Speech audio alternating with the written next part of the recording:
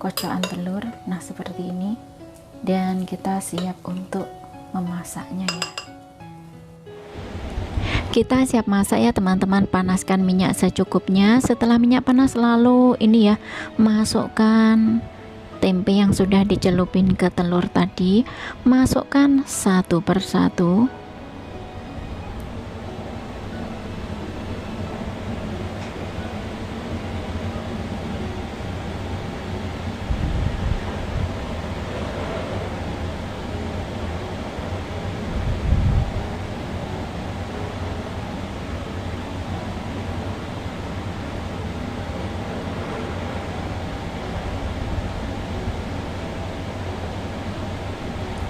Gunakan api besar cenderung kecil saja ya, api sedang cenderung besar, dan masak pelan-pelan sampai kurang lebih matang. Nah, ini teman-teman, kita balik ya, kita balik-balik biar tidak gosong. Nah, untuk apinya jangan lupa sedang cenderung besar.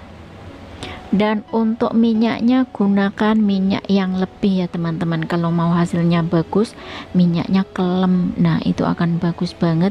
Tapi ini karena saya ada ngirit minyak ya, jadi saya menggunakan asal saja, yang penting tidak terlalu sedikit. Nah, ini sudah kurang lebih matang ya teman-teman, dan kemudian kita angkat. Ini angkat satu-satu ya. Nah, ini teman-teman, itu tadi bagaimana cara masaknya. Super simple, super mudah, yang pasti enak banget, yang jelas sangat menggoda selera. Resep ini ya teman-teman, tempe atau bisa dibilang bergedel tempe ya teman-teman, atau apa namanya saya juga kurang paham. Yang jelas menurut saya ini namanya bergedel tempe.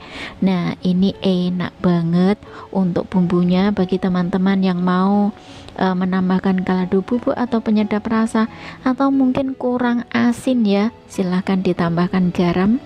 Dan karena ini saya bukan masakin untuk saya sendiri, masakin untuk majikan juga, beliau tidak boleh makan terlalu asin ya teman-teman.